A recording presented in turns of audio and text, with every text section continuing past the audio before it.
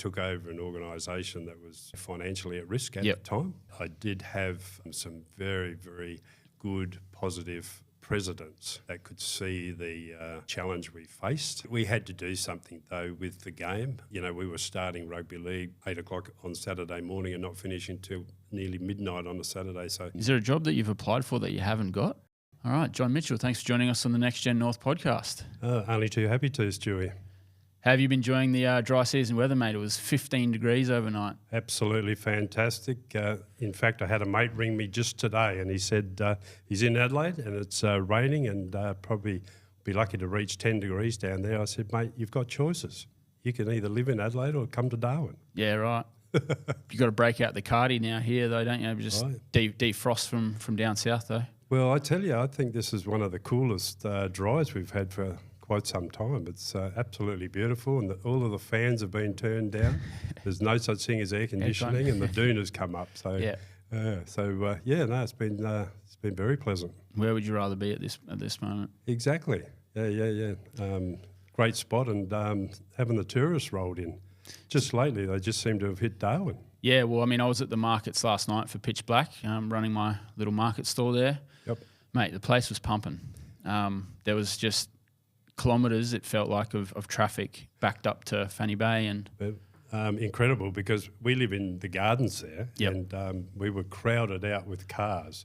And all along the golf course there, people were parking their cars and walking 10, 15 minutes to get down there. So I understand. I didn't go anywhere near the markets last night, but I've been down there a few times and it's been fantastic. But I thought we'll stay away from the markets with the Pitch Black, but I understand it went pretty well. Yeah, well, hopefully it's just a bit of a boon for the local tourism operators. Things aren't exactly flying at the moment. So No, they're not. But these are good signs, and the weather will bring people to Darwin. There's no doubt about that, and obviously the people in Darwin will make the most of it as well. So as I understand it, it was one of the biggest crowds of all time. Almost 20,000 people. Is that right? Were there, which is the same as the Darwin Cup. Wow. That's a lot of people. And from what I've heard, people actually come from interstate to watch Pitch Black, which is, I found, quite amazing. Well, funnily enough, there's a park there on Amy Johnson Drive, and apparently there was so many cars that they just couldn't get in there. And the old Rita Dixon Homes area there on Bagot Road. Wow. Cars everywhere there watching the jets take off. But wow. How fantastic, and a little bit noisy, but we'll put up with that, I think. Yeah, I think we need more initiatives like that, don't we, for Darwin, just to create a bit of buzz around the place and bring the crowds. There is obviously the government's looking at the sport, sport tourism with the AFL games and the NRL games, and obviously the basketball is attracting people as well. So the government's doing their thing, I think, and I think that. With the Fringe coming up as well, it's the Fringe is fantastic, and the Darwin is a bit of a buzz. Kavanagh Street through Smith Street through Mitchell Street are busier and busier. There's people looking around. They're obviously tourists, and when I go walking, a lot of people stop me down near the Botanical Gardens and say, is this the way to the Botanical Gardens? I say, always give them a little spiel. It's fantastic down there, really worth a look. Cafe down there, go and have yourself a nice cup of coffee and just relax and enjoy it. It's great. Yeah. Well, I'd love to really get into all the, particularly the sporting side of things, because I know you've had involvement in, the basketball, the rugby, all that sort of stuff. But if we could just maybe go from the start with, where John Mitchell comes from originally, what his territory journey is, how did it all start for you, John? Sure. Maybe I'll go back, obviously the 50s is when I was born in the old Darwin Hospital, and the story goes that Mum and Dad were living in Winston Avenue in Stuart Park. Right. And obviously Mum was 9 months pregnant, and Mum and Dad didn't have a car. And so Dad had to donkey Mum up to the old hospital. Wow. on a push bike. And that, for those that don't know, that's sitting on the bar. And so he's wheeled Mum up to the hospital, and I was born, and that was it. But that's how the story went. The house in Winston Avenue, although I don't remember it at all, Mum and Dad told me that it was a corrugated iron house. So I would say that it would have been pretty hot. Yep. And pretty humid back in those days. But if I go back a little bit further to Dad came to Darwin in '49. Okay. And there was still a lot of damage from the Japanese air raids, and he started work in the post office. Yep. Which in those days was around in Mitchell Street. Mm-hmm. This was a temporary post office after the bombing. Right. And I think they were in there for over 11 years before the new post office was built there on the corner of Nucky and Smith Street. And he worked there for many, many years. And, of course, I worked there as well for many, many years. I commenced with Australia Post when... actually, it was the PMG for a short period of time, and then it went to Australia Post when Australia Post and Telstra was set up, or Telecom back in those days. Yep. So back in the 70s, and I was involved as a manager of the relocation of the Darwin GPO. So we went from the previous site there in Nucky Street, around to where it is now in Kavanagh Street, which was an old Woolworths. Back in those days, there was two Woolworths in Darwin back in those days, one on the opposite side of the post office there in Smith Street, and now they're placed in the Kavanagh Street site where the new Woolworths was in those days. So that was basically... Well, I actually started work with Australia Post in a little place called Balaclava. Mum and Dad did quite some moving around back in those days. Were they from South Australia originally? They were from South Australia. Right. So Dad was from Port Augusta and Mum was from Narracourt. Port Augusta, Port Augusta. And we actually, I love that area there with the Flinders Ranges. We actually went back and lived in Quorn, a beautiful little place back when I was growing up as well. So we lived in Alice Springs, and when I was we were living in Tennant Creek when my sister was born in Alice Springs, and that was in the late 50s. And Mum and Dad obviously drove to Alice Springs, had my sister there, and the story goes that she was placed in a cardboard box to travel back to Tennant Creek. You know, such was the safety in those days. Things have changed enormously over the years. But, Dad was down in Tennant Creek there for about 18 months. But interestingly, he put in for Tennant Creek when we were actually living in Darwin. Yep. I'm jumping all over the place here a little bit. But we were living in Bleezer Street. Yep. And I think I was going to the preschool there in Parap. Wow, that's time. My old preschool as well. Yeah. Well, so many people, and just recently, Stewie, I don't know whether you've been down there to have a look, but there's been bulldozed. I was shocked. Because I didn't know that was happening. I used to live in Parap for quite some time, but then not maybe a week or two ago even, I drove past because I live in Stuart Park now. Yeah, and that was my old. Preschool was gone. Yeah. So, well, we used to live across the road, and my older brother and I went. I think he might have gone to Parap Primary at that stage. Yep. But I remember Mum. We went home, came home one day, and Mum said, "Oh, go and have a look up in your bedrooms." So we went up down the passageway. Beautiful old elevated house. Fantastic. They were beautiful buildings in those days. Yep. I think it survived Cyclone Tracy. Wow. But we went up into the bedroom and there was fans in the ceiling. Obviously, there was no fans, no air conditioning, but we thought, what luxury. We've got fans in our bedrooms.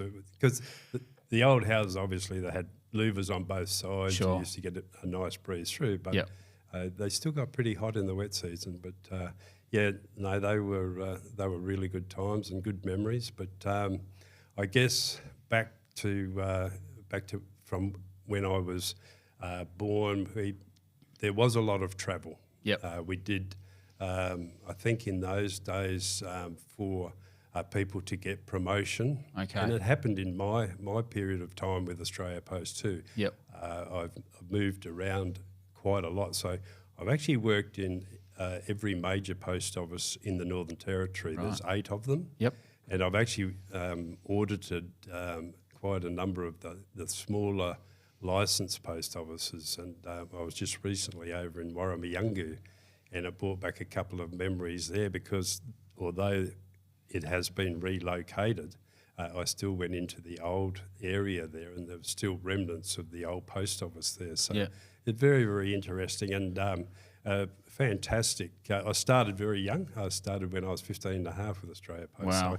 So, and I did 30 years. I finished my career with Australia Post at the Darwin GPO. So I was the postal manager at Darwin GPO, but I managed the Alice Springs Post Office. As I say, I've worked in Tennant Creek and Katherine and Nullumboy, and obviously the Palmerston and Casuarina post offices came on board. And there was a philosophy within Australia Post to relocate from where they were into shopping centres. Okay. So Palmerston and Casuarina. Interestingly enough, Casuarina post office has gone back to its original site, which was back over the road in Bradshaw Terrace there, but which after Cyclone Tracy was incidentally used as a morgue for I think up to about 25 people, because it must have had a generator because the air conditioning system was still functioning. So unfortunately there were 50 or 60 deaths in Cyclone Tracy, which very, very sad, and it's around. It's coming up very soon. The 50-year anniversary. Yeah, we had Richard Creswick on promoting his book, 50 Years, 50 Stories, I think, of Cyclone Tracy, and he recounted some of the, the stories that were in the book, and mate, some of them were just. He read a couple, and they were just harrowing. Talking about what got me was hearing the families, the impact on the families, and young kids being sort of flung out into the darkness, and then a dad having to go out and try and find them with these unbelievable conditions, things flying around, missiles everywhere. It's worth a read and worth a look at that podcast if you have time. But I will. And I wasn't here. I didn't go through Cyclone Tracy. Yeah, I was going to ask. Yeah, my brother was here. My brother worked for the Bank of New South Wales then, which is the Westpac now. And he was in the men's mess, which is now Danladilba, the health area there. And I think all of the guys, there was an underground bathroom facility there, so they ended up down there and kept safe. But very, very scary. And they went through a lot, but amazingly, Darwin recovered. And recovered quite quickly. People came together. Came together. Like everything in the territory, we're pretty tough. I remember being involved in the floods of Katherine in '98. We took a team down there, Australia Post, and we actually had postal services returned after 3 days. It was pretty incredible. It's an interesting story that Australia Post built a brand new post office, the post office that is there now. They built it on the 100-year flood line. And obviously this was a 200-year floodline that came through, but it was a brand new post office. And the builder, as the story goes, the builder was just about to hand the keys over to Australia Post on the Friday. Everyone got too busy and it didn't happen. The Saturday, Sunday, and then there was a public holiday. And so the keys were never handed over to that. So I don't know how that went down insurance-wise, but the water actually went through halfway up the private box area. So the private boxes are, there's 21 in height. So they went through around about halfway. So all of the mail, we actually took all of the mail out every day to try to dry it, took it all back inside. So we were down there. There was 8 of us went down there. We actually had to fly in because the road was cut. Yep. And we flew in to Tyndall, and we stayed for 2 weeks. And in that 2 weeks, we did everything we possibly could. A lot of people lost all of their personal, some family videos, which were very sad for people. But the Army came in and assisted. They were fantastic, really, really good. And, of course, Katherine got back on its feet really quickly and, it's thriving today. Yeah.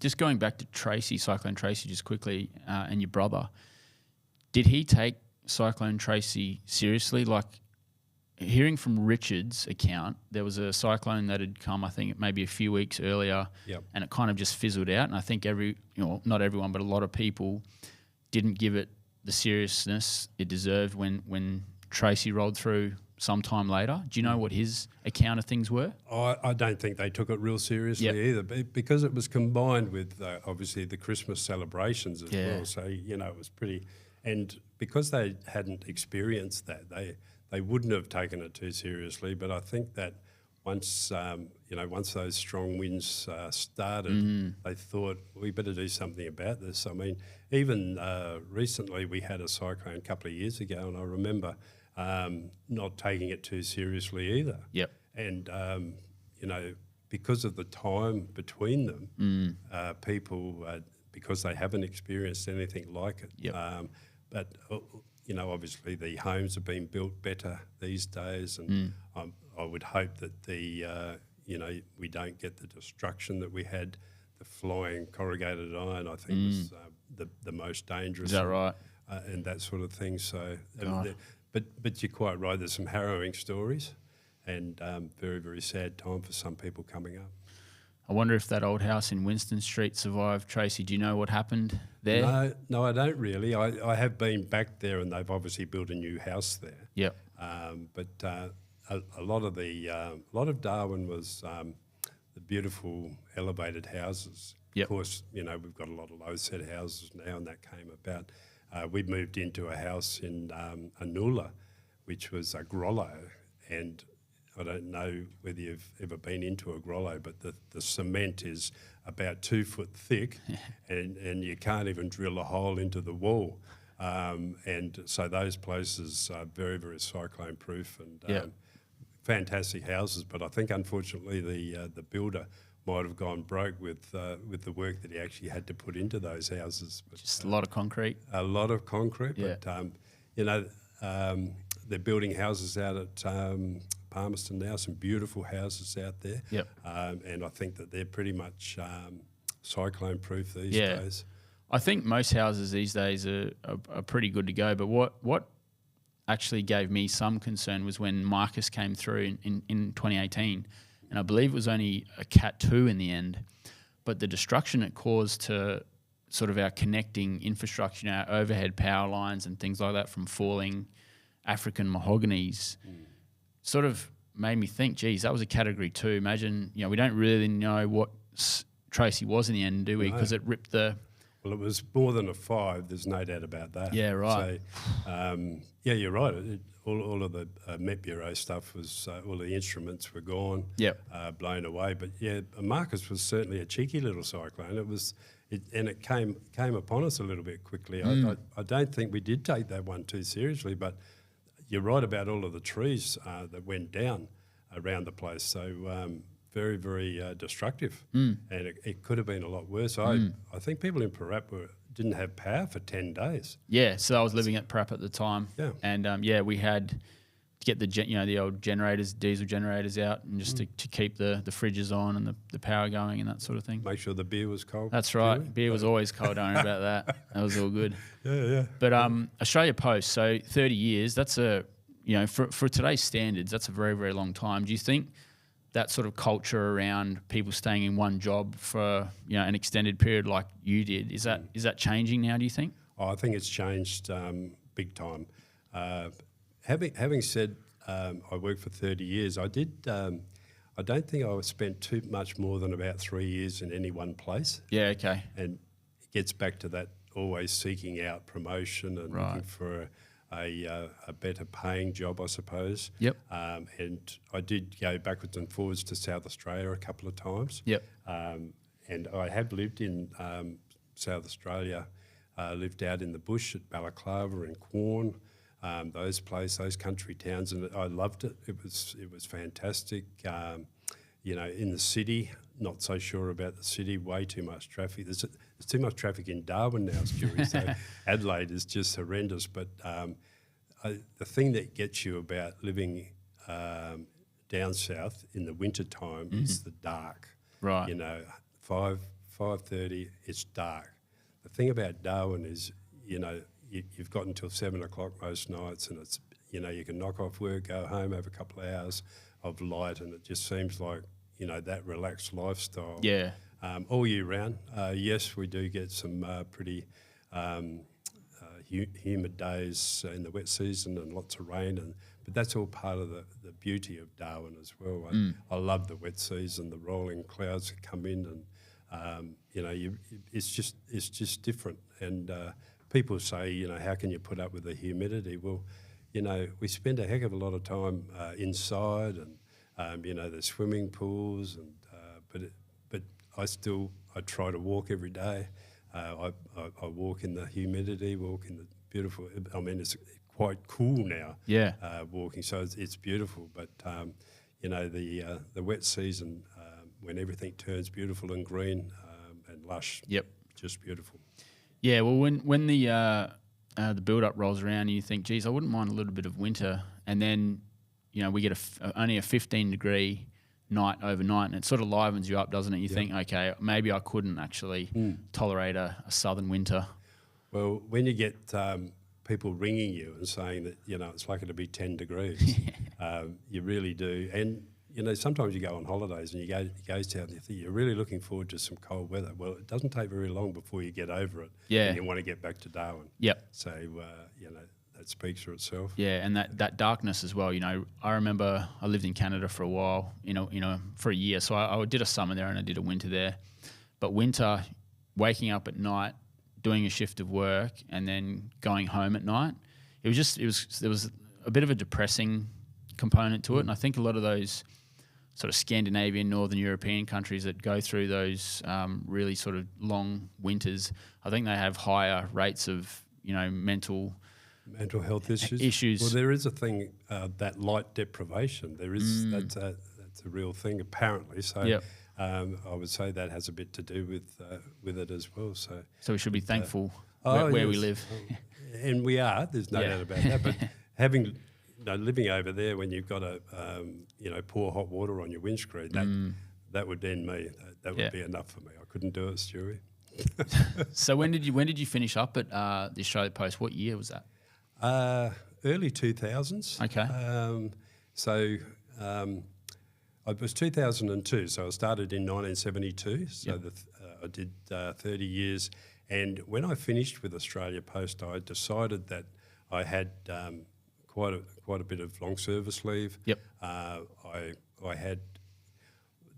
What actually happened was that I was on a succession plan. All right. With Australia Post. There was 25 people in Australia on a succession plan, which I spent about 12 to 18 months in a training type process, which was really valuable in terms of what I was able to experience and achieve in that period of time. But what it led to was an opportunity or even a request to actually go and live in Sydney or Melbourne as a controlling postal manager. So this would have meant managing 7 or 8 post offices. Yep. But there was no way I could live in Melbourne or Sydney because I wouldn't even know how to get around. I know that everybody can learn these things, but I took the opportunity to say, right, no, I'm not going any further. Yep. I had a couple of feelers out with other type jobs, and funnily enough, I went into a recruitment job with Drake International for a couple of years, which it gave me a lot of HR experience as well. Was quite beneficial going forward. Yep. But what, like all things, luck has a little bit to do with it, and I actually put in for a board position with the AFLNT. Okay. And when Chris Nat, and I think there was the chair, I think was Bob Elix back in those days, they saw my resume and said, would you like to come and work for us in the commercial operations area? And which obviously I jumped at straight away. Opportunity to work for AFLNT, it was fantastic. I worked there for just over 4 years with Chris Nat, who was a fantastic CEO, one of the best CEOs I've had in my time, and he remains a friend to today. Yeah, I know Natty, great bloke. Yeah, he's a really good fellow, and he's very good at what he does.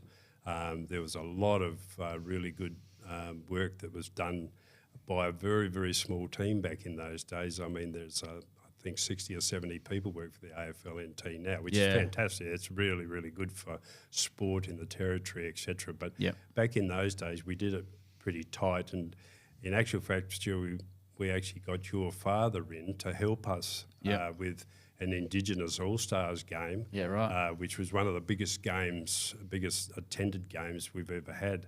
But whenever we would have an AFL game, we would bring in some experienced people, and of course your father, Kim Cook, was instrumental in actually getting AFL teams to Darwin to play the Northern Territory team, and the Australia Day games were incredible. And I don't know that Kim has received the sort of accolades that he deserves for the work he's actually done. But back to the AFLNT for just over 4 years there. But at the end of my period there with the AFLNT, a guy from the Darwin Turf Club tapped me on the shoulder and said, would you like to come and work at the Darwin Turf Club? Desi Frederick. So I went. I took that opportunity. It was fantastic. Just before we get to the Turf Club, sorry if I may, just while we're on the topic of the AFL, how are you sort of seeing, this new proposal for a stadium to be built in Darwin at the cost of, hundreds of millions of dollars? Where do you see the Territory or Darwin in particular as being perhaps ready for a new stadium, a team in the national competition? Where do you sort of see things currently? Well, we're probably not ready as of today. But the planning that is going into this, and I know there's a lot of very professional people looking at this proposal at the moment, and if it takes 30 years, then that's what has to happen. That's what has to happen. That's right. And I think that, and obviously a patriotic Northern Territorian, I would love a Northern Territory team. There's no doubt about that. We've got some very, very talented footballers throughout. Unfortunately, we probably have got a lot of talented footballers that we don't even know about because we haven't got that cover on the ground to get them to come to Darwin to play. I mean, geographical challenges and exactly. I mean, the tyranny of distance is incredible because there's only 230,000 people live in the Northern Territory. So, in terms of the money, unfortunately, it does cost that sort of money. But the benefits to the Territory would be fantastic. It's obviously, part of what I was planning as the CEO of Basketball Northern Territory.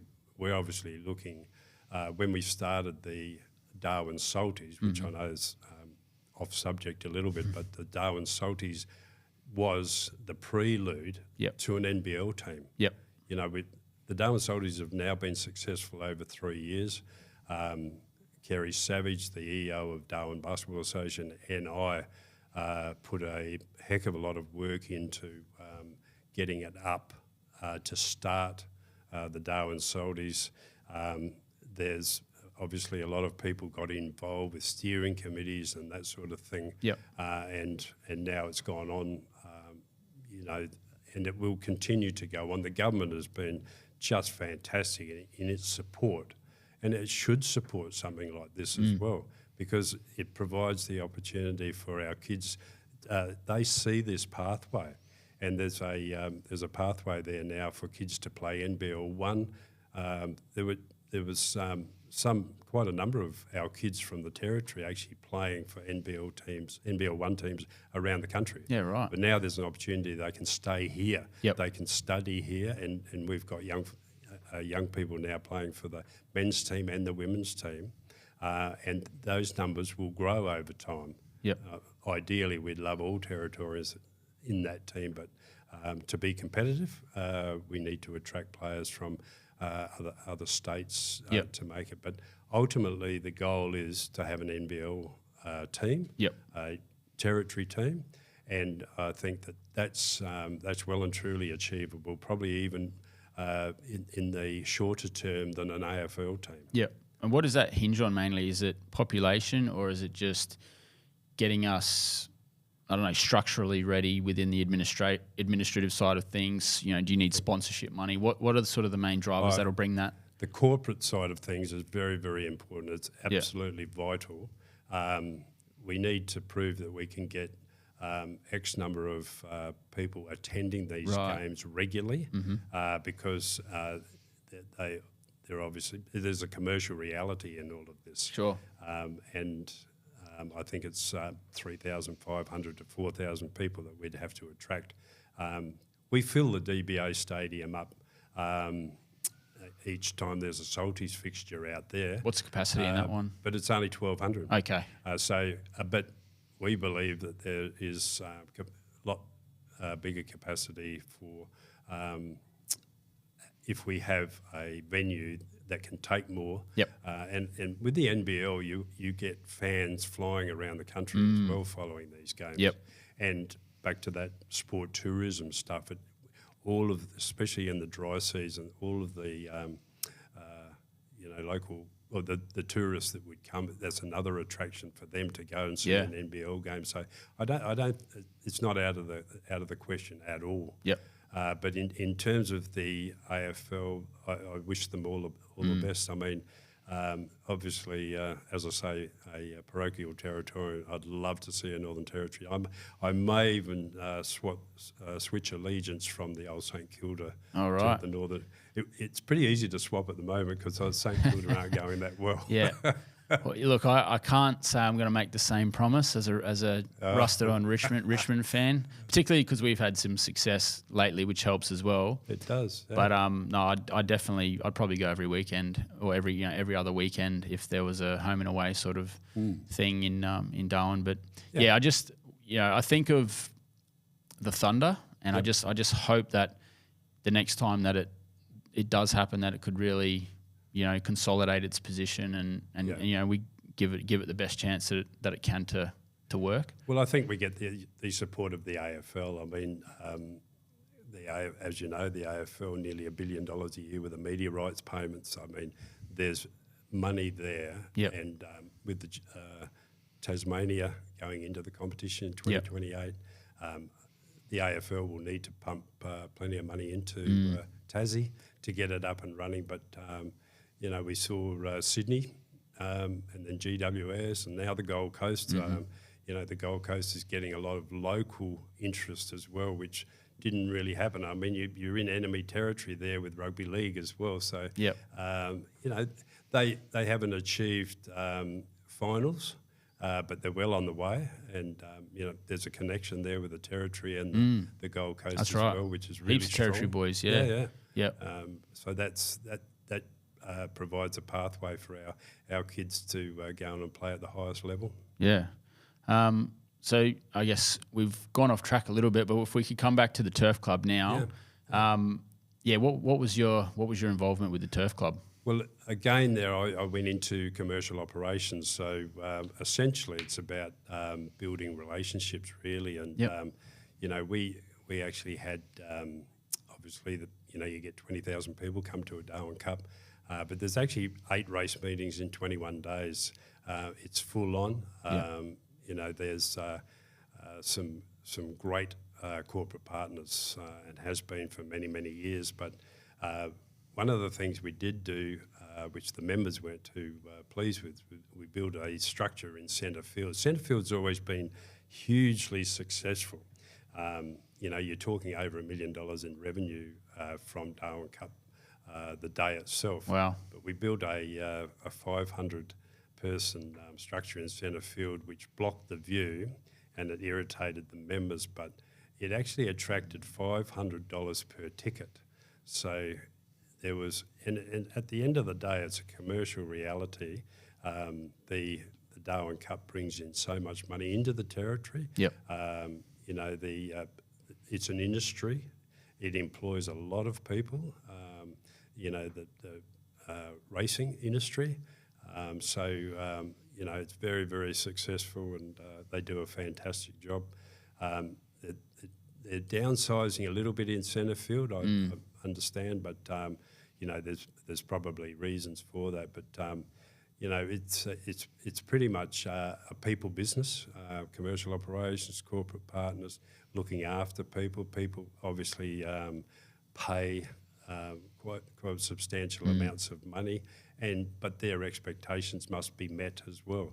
And that's what I've done throughout my my time in sport, is that you know, you must look after, you know, that your supporters, your volunteers, the corporate partners, all of these people have to be looked after, you know, because they make up the sport. Yeah.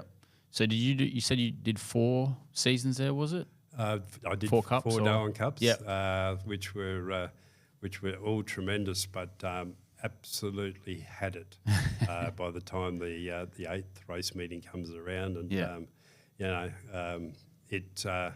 it's amazing once again what a small team of people can actually achieve. Yeah.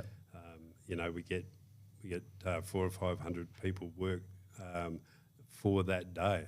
Wow. So just the HR implications there are horrendous, but it always seemed to work pretty well. Yeah. And you know, it's another tourist attraction as well, and the government are very supportive of the racing industry, and so they should be. The NT government get monies back from the industry as well, so it works. Yeah. So where did you end up after the Turf Club? What was next for John? Well, I actually left there and went to Bridge Toyota. Oh, wow. They attracted me for a couple of years. I worked in their fleet department. Okay. And very, very hard work selling motor cars. Is that right? Yeah. Even Toyotas? Well, Toyotas are not hard to sell. Half the cars on the road in the territory are Toyotas, so there's no doubt about that. But you know, it's a 6-day-a-week job. Yep. And you know, once again, the customer has to have their expectations met, and you know, if they're not, they let you know. Yeah. Yeah, it was a fantastic couple of years. It really puts a different slant on things when you're actually selling a motor car. I've had a few cars over the years, but selling them, you know, I was interested by the you know, the different types of people that you meet. Yep. But no, it was an interesting couple of years, Stewie. So yeah, but. Is it mostly sort of dealing with government and big corporates and in the fleet side of things? Because are you selling lots of cars at once? Is that sort of how it goes? That's how it goes. Mines and stuff like that. Yeah, I mean, a fleet. Basically, I think it was about 8 cars a year for a business could attract a fleet. Okay. There's all sorts of different types of fleet customers though, but. Yeah, but I mean, there's a lot of businesses in Darwin and in the territory that actually buy that amount of cars per year and more. Yep. Yeah, but obviously the government buy lots of motor cars and that sort of thing. But there are big businesses that purchase a lot of motor cars as well, and very expensive motor cars. I mean, you know, the Land Cruisers. They're not cheap anymore, like these days, are they? Jeez, no, they're not. And they've got long lead times as well to buy them. Like it's a couple of years if you want a new Land Cruiser. Yeah, I think it has improved a little bit since COVID. Obviously, held that up. But obviously, Bridge Toyota very, very successful, very professional. Yeah. You know, they've been around for years, and that proves it. Did some of that corporate experience you already had, you know, through AFLNT and, you know, those other organisations, did that trans? It did actually. I mean, it's, you take your network with you wherever you go. Yep. And obviously even from Bridge Toyota is when I went into general manager of rugby league. Okay. So obviously there was people that I met through the AFLNT, Yep. and then the Turf Club, and then Bridge Toyota, and I took that into rugby league, which very, very good experience there. I took over an organisation that was financially at risk at Yep. the time. Yep. I did have some very, very good, positive presidents that could see the challenge we faced. Right. And so we actually had to apply some fairly quick remedies to that situation. And, some of the things that we had to do is unfortunately make players pay their way. Right. There was a period of time where the senior players didn't pay, but there's a user pay situation with all sport in the Territory, and it's just the way it is. Even the senior AFL players, they actually pay to get in, and that becomes their, that's payment for their insurance, player insurance. The clubs may pay, and that did happen with rugby league as well. Some clubs chose to pay for their senior players. Yep. And there was quite a number of other measures that we had to take, and obviously being very, very strict with any, expenditure through that period of time. But we managed to bring it around, and we during that period of time we had the relocation of rugby league as well, which was a very, very difficult time, given that people loved Richardson Park. I loved Richardson Park. I played 2 or 3 games, or perhaps a couple more for brothers. Right. And absolutely loved. I was going to ask if you were a rugby player. Yeah. Back in the day, and if you were a rugby man coming up. Well, interestingly enough, I played footy for North Darwin, which is now Palmerston Magpies, Okay. and so that was my background. But I played a couple of years of touch footy with a couple of guys, Peter Clark and Brian McSkimming, Peter McSkimming, and these lads that played. They were diehard rugby league players. Yeah. And they said, why don't you give rugby league a go? And I played my first game of rugby league when I was 25, and I absolutely loved it. And I should have actually been playing before that, but Mickey Adams was our coach. Johnny Adams' his father. Johnny's now a long-time president of the Brothers Club. Right. These are fantastic people in rugby league. And Yeah. then I played 3 or 4 games, and they threw me in the A grade, Stewie. So I think Mate, you're a natural. Nobsy. Well, I think it was just one of those things where you just run up and down and you tackle a bit and run into people. But Ron Nobbs, fantastic old fella. He's now over on Norfolk Island. A lot of local people would remember Nobsy, brilliant coach. I really liked him, and of course Doodles Matt. He coached 4 in a row. That was a fantastic effort, and I was playing reserve grade, and I think we had 3 in a row. Yep. And Neil Vevey was the coach there. Neil was a guy that played at a very high level, and he actually played for Nycliffe and come over and coached us. Very involved with the Brothers Club, but I loved it, Stewie. It was a great time, and obviously back in the North Darwin days too. That was I really enjoyed my time there. So was that the motivation to take the rugby job? Was it the love for the game, or was there other sort of motives? No, I don't think it was. I mean, obviously that helped having know a lot of people involved with rugby league. Right. Jackie Edwards, these sort of people that were involved. I mean, she's just been brilliant over the years for rugby league. Not really. I just saw it as a fantastic opportunity. Okay. Administratively, it was a great. It's part of what I had been doing as well, and I had 5 years there. Yep. And really enjoyed. I think there was substantial improvement there. We built up our financial base again. Yep. Supported by the NT government of the day.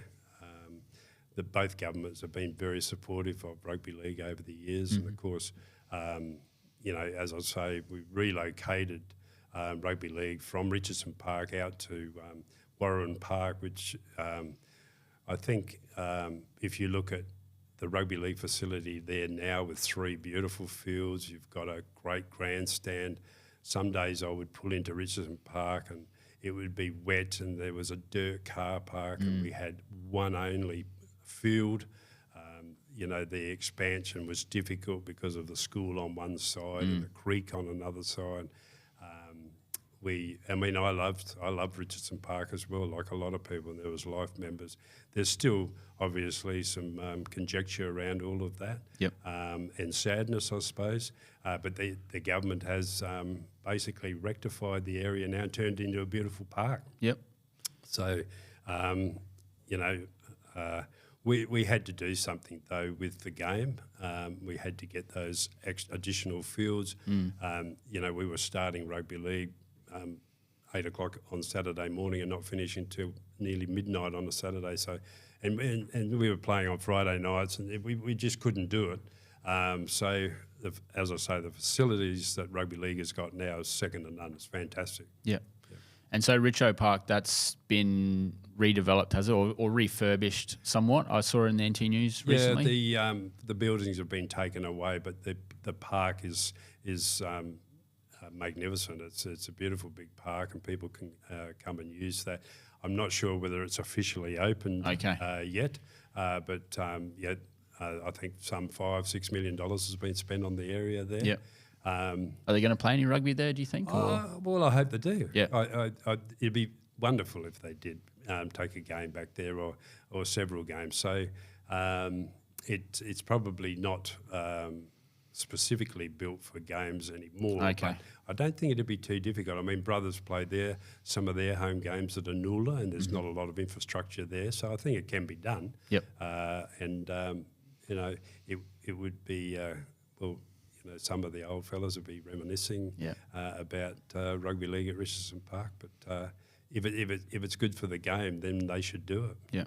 Do you watch any rugby? Because I understand we had the State of Origin decider on Wednesday night, and apparently it was a classic. It was an absolute classic. There's no doubt about that. I swing towards Queensland really, but New South Wales played really, really good, and Queensland played well as well. Yeah, it was just one of those classic defensive games, right. And broke open late in the game, and New South Wales scored a couple of quick tries, but it could have gone either way at any time, and they're the best games. There's no doubt about that, and they just hit so hard. When you're at, I haven't been to a State of Origin, but I've been to a couple of grand finals, and you can hear the thud of the players hitting each other in the stands. So it's a tough game. There's no doubt about that. Oh, look, any modern sport, I think, even though they've cleaned up a lot of the rules and a lot of the blood sport side of things in Aussie rules and rugby, I don't think the games have ever been tougher. No. Just because of the standard of athlete you've got these days, and I remember, it reinforces the same thing for me when I've been to AFL games. Is they're not running directly at each other, but the contact, the sound that they make, when there's two 6'5" blokes, that 105, 110 kilo hitting each other. Yep. Yeah, it's something else. It makes you sort of realise that they're earning every single dollar they get paid. It's incredibly fast game now. Yeah. You look back in the 80s and some of the hard hits were, they look pretty good, but when some of the concussions that have actually come out of it, they did need to do something about it, and they're doing something about it. It's a little bit in disarray, I think, at the moment because they haven't quite got it right. So the pendulum swung a bit far, hasn't it? Yeah. Sort of thing. And I know in the AFL it has. Yeah. And I think a lot of people are complaining about it. Yeah. It's. I suppose I come from the old school, and we don't like too many changes in rules and things like that. But you can't question the skills of the game. They're incredibly fast and skillful. It's great. It's still great to watch. Still enjoy watching it. And yes, I did see the game on Wednesday night. So you spent 5 years at Rugby, and I think it was it called NRLNT when you went there? When I left. When you left, okay. So, no, it was still Rugby League Northern Territory. Okay. But so there was a transition. Yeah. Yep. It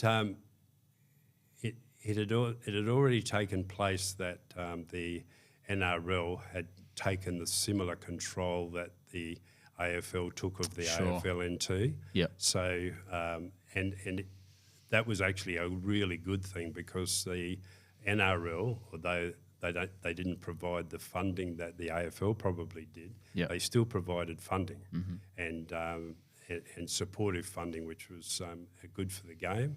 I think they paid for, I think it was about $500,000 that they pumped in each year. Okay. So it's still a sizable amount of money. Sure. And it paid for, basically paid for staff. You had 3 development officers, and doesn't sound very much, but the 3 development officers had to do the whole of the Northern Territory. And obviously we had to get down with, Rugby League very strong in Katherine and down in Alice Springs. So I would go to Alice Springs at least every 3 months to assist down there. There's some fantastic people. Aaron Blacker, a local Life member down there, has just done incredible work for Rugby League and Rugby Union in Alice Springs. Life member. But I always enjoyed my visits down there. Very competitive games down there. There was four clubs left down there. I think there was a time perhaps they would have had 6 down there. Yep. When I was over in Nullarbor, they actually had 6 rugby league teams over there. That was in very early 80s. Okay. And people didn't fly in, fly out in those days. So, I think I lived in an 800-man mess in Nullarbor, and obviously cricket, footy, rugby league, all very, very strong sport over there.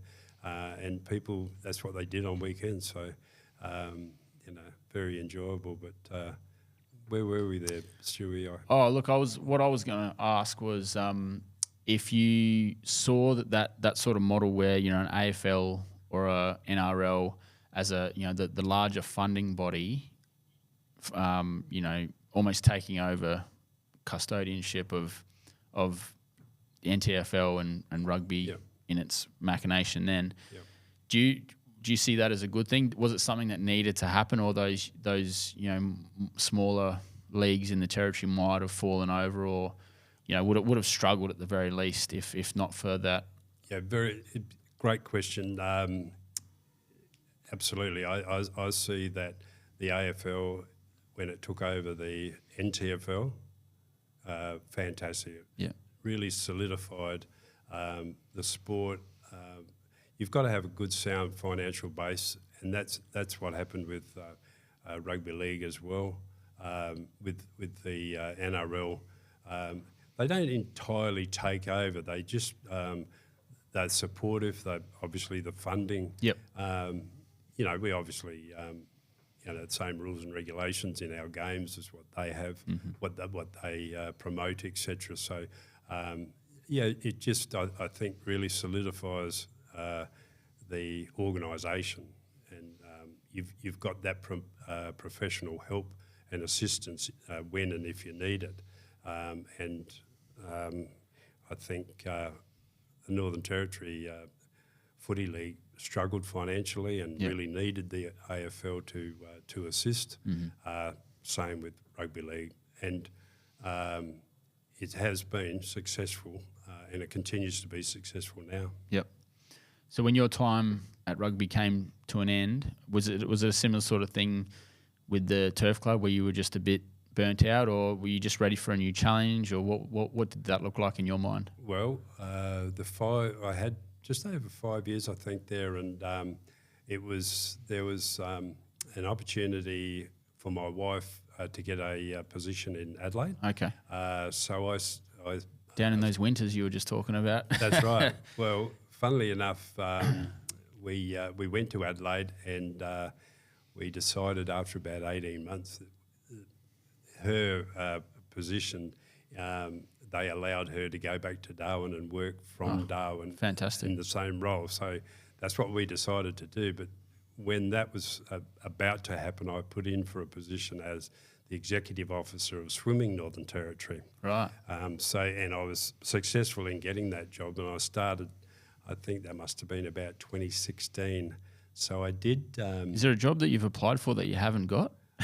Probably quite some over the years, so we don't talk about those. No worries, we'll move on then. But swimming was a very interesting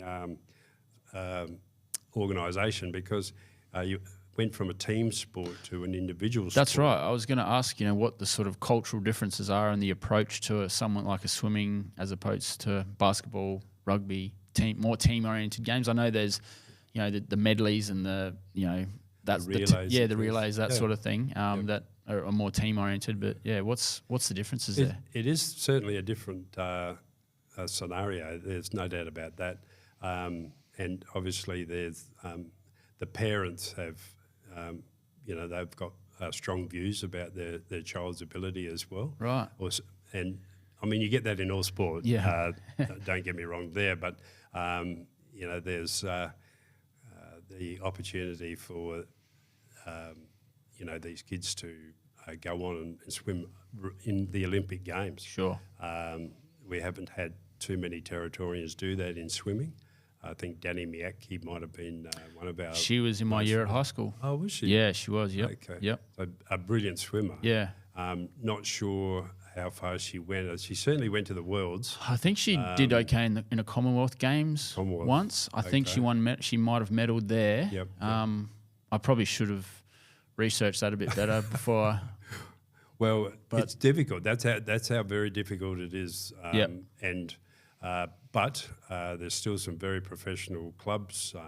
Obviously, Palmerston and Casuarina have just had brand new swimming pools. $20-30 million spent on both of them. So we would expect that in the next few years that we would produce some outstanding swimmers, and we hopefully do that. But, Sorry, just Ethan.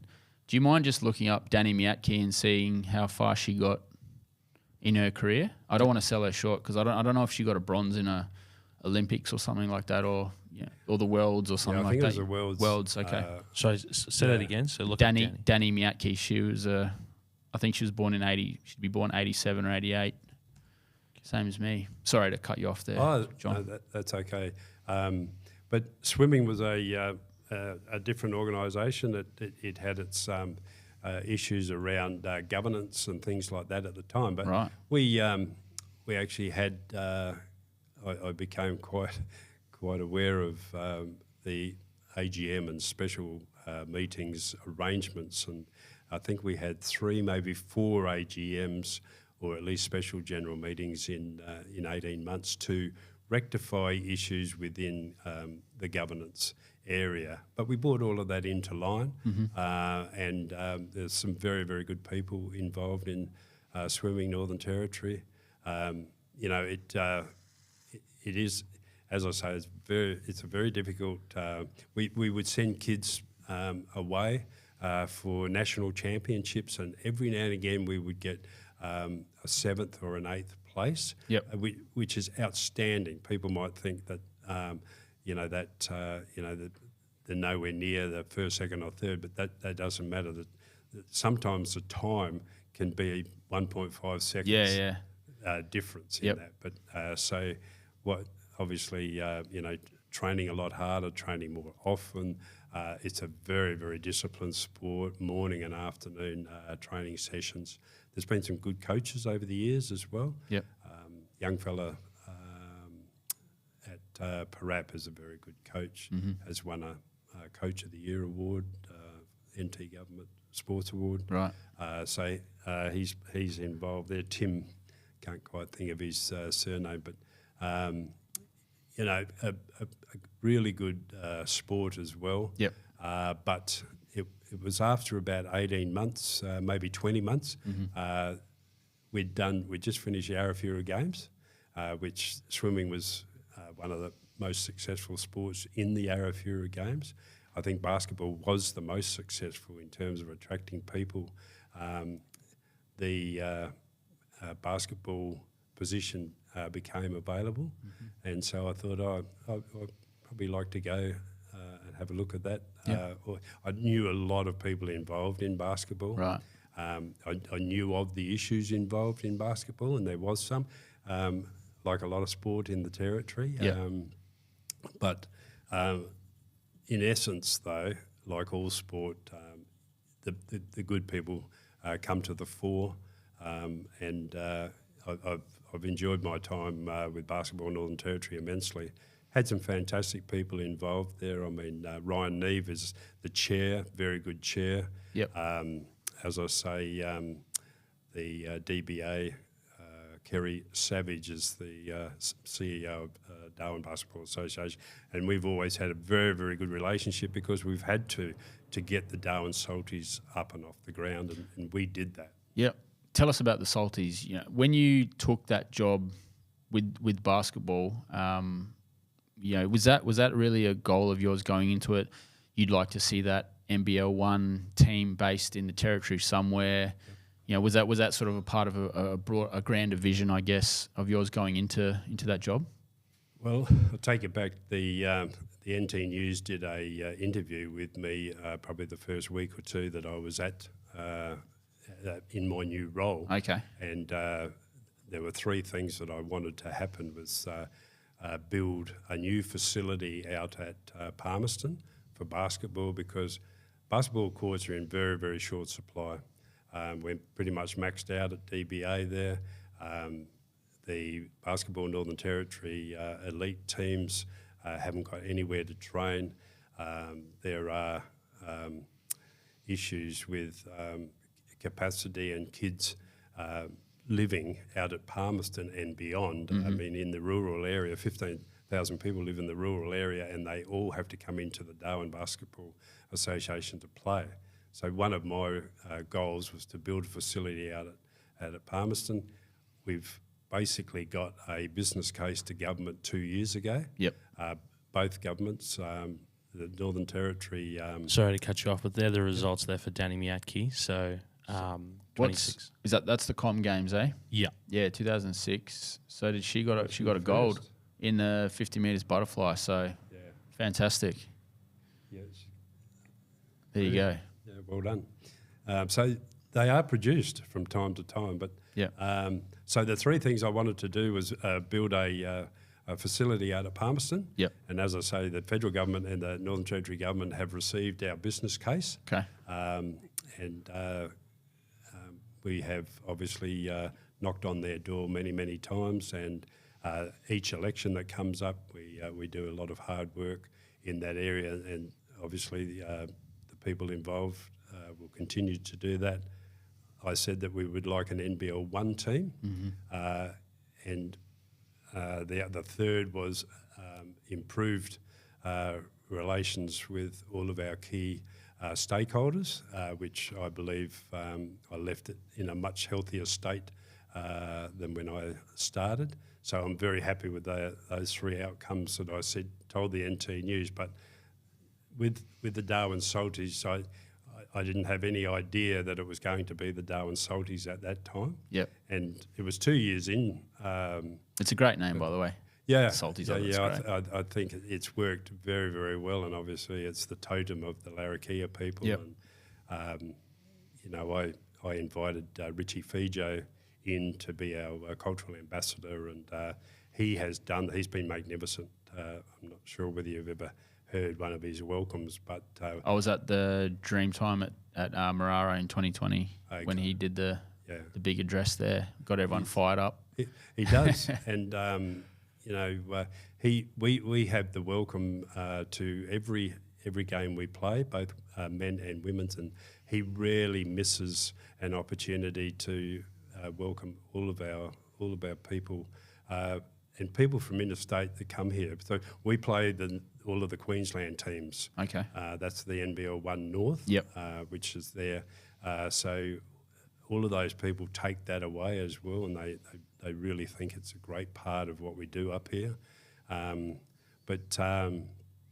The Darwin Salties, we did a whiteboard exercise, and there was 40 or 50 names on that whiteboard, all sorts of names. Stuart, I can't remember half of them, but it came down to 3 or 4, and the Darwin Salties obviously won the day. And then, of course, our marketing people went about, the logo and the brand, and it's just been superb. It's worked very, very well. And I must say the Northern Territory government have been fantastic in their support of the Salties, and corporate too. We've had some magnificent corporate partners out there.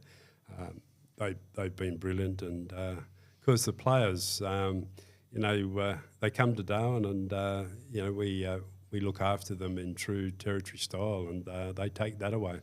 And we've got several players that have played each of the 3 years, and that says it. Says a lot in itself. So you get that retention as well, because that was probably one of my other concerns about launching a national, say, Aussie rules team, is the weather component, and someone coming from Tasmania, Victoria, even South Australia, New South Wales. Are you going to be able to retain players in a smaller jurisdiction with really hot weather in the off season? And is it going to be a destination location? And I think that's something that it seems like you guys have been able to overcome. Yeah, I think football will be a little bit different. The AFL will be a little bit different because, of course, you're right. Tasmania, Perth. As you know, the Gold Coast has won every game at home. And can't win a game away. It's a fortress now. Well, but it makes you wonder whether it is to do with the weather. Yeah. And we would be more than happy to win every game at home. The Territory team, of course. Yeah. But the A at the start is for Australia, and the N in NRL, that's national. Right. And the National Rugby League, the NRL, has got a lot to, we haven't got Western Australia, and we've got South Australia. Yes, we've got one team down in Melbourne, but for a truly national organisation, that's what we said to the NBL. We said, well, in actual fact, I had the opportunity to present to some NBL people, and I put a map up on the screen without the Territory on it. And I said, you can't call this a national competition until you have the Territory in the NBL. So, and they were very, very good about it. They said, yeah. But Larry Castlemaine, the guy that owns the NBL, is a very, very progressive and positive person. I have no doubt that he will be very, very supportive of a NBL team in Darwin in the future. Did you get down to the Harlem Globetrotters when they were here? I think it was last month. No, I was actually in Bali, oh, right. So I missed it. But I understand it was fantastic. But I think they played the game so that they could get more people in, and they played it at the netball facility. Okay. So that tells a little story in itself, in that we really do need a basketball facility. Because when I was reading up on some Darwin basketball history, the Harlem Globetrotters actually came, I think, to Darwin for the first time in 1954. So that's 70 years ago that they first came to Darwin. Yeah, I mean, what was the population of Darwin in '54? 3,000 people, I would say. Around about 3,000. Not too many more than that. Amazing. So incredible. Yeah. And I was reading that that Darwin used to really, or the Territory used to really punch above its weight in terms of represent. This is when, so I guess, Terry Lee Fatt and those types. Were playing for Australia. Were representing Australian teams and Territory teams back in the '60s and that sort of thing. So there's so much talent here. It's just about harbouring it and developing it and that sort of thing. Because what I always like to draw attention to is maybe about a 20 or 30K, if you draw a little radius around Darwin, maybe just capturing the Tiwi Islands, I think we've got more Norm Smith medalists in that little circle. Yep. And if you could probably even make it even smaller, because you could probably just pick St. John's College. Yeah. And we would have more Norm Smith medalists in that place than anywhere in Australia per capita, and I don't think it would be close. You know, there's plenty of talent here. We just have to... Just have to harness it. That's right. And probably all throughout my sporting career, I've always been, worried, I guess, that we actually have missed out on one of those diamonds out there in remote parts of the territory. Yep. That we just haven't been able to give a chance to, and that's been a worry that we have missed that person, and maybe another Norm Smith medalist. So what's next for you? So you finished around 3 months ago, was it, give or take? Just over 3 months ago. I finished with Basketball Northern Territory as my wife got a position over on the Tiwi Islands. Okay. And so we worked over there. I actually got approached over there to work for TITEB, which is a Tiwi Islands training and education board over there. Okay. So I finished on a Friday and started with TITEB on the Monday over there. But we're now both back in Darwin now. When Karen Sheldon actually found out that I was back in Darwin, she approached me and asked me if I'd like to work for Saltbush. Oh, wow. Which is very exciting for me. So you've gone from Salties to Saltbush. I'll let myself out. Well, I'm very excited about it because I've known Karen for many, many years. She was our first podcast guest. Wow. Yeah. Okay. Yep. Oh, fantastic. Amazing woman. She was my neighbour for years in Tennant Creek. Okay. At the Dolly Pot. So, Oh, sorry. yes, Yeah. No, that's all part of the story because, as I say, I've known her for many, many years, and it's now time that she asked me to come and work for her. And obviously, it's a well-known and very, very professional organisation. They do some fantastic work with our Indigenous people in terms of employment and giving people an opportunity and that future. Our Indigenous people need that assistance in that area. So I'm more than happy to assist wherever I can in that role. So really looking forward to starting next week. Hopefully there's a few more years of employment left, Stewie. Well, John, I reckon that's a good ticket to leave it on. If you're happy with that, mate, that's a fascinating ride through many different sectors of the territory. A lot of sporting stuff in there. It was really, really interesting. So really appreciate your time, mate, and best of luck with Saltbush, mate. They've got an asset with you. So thanks very much, mate. Appreciate it. Thanks, everyone. Cheers. Thanks, mate.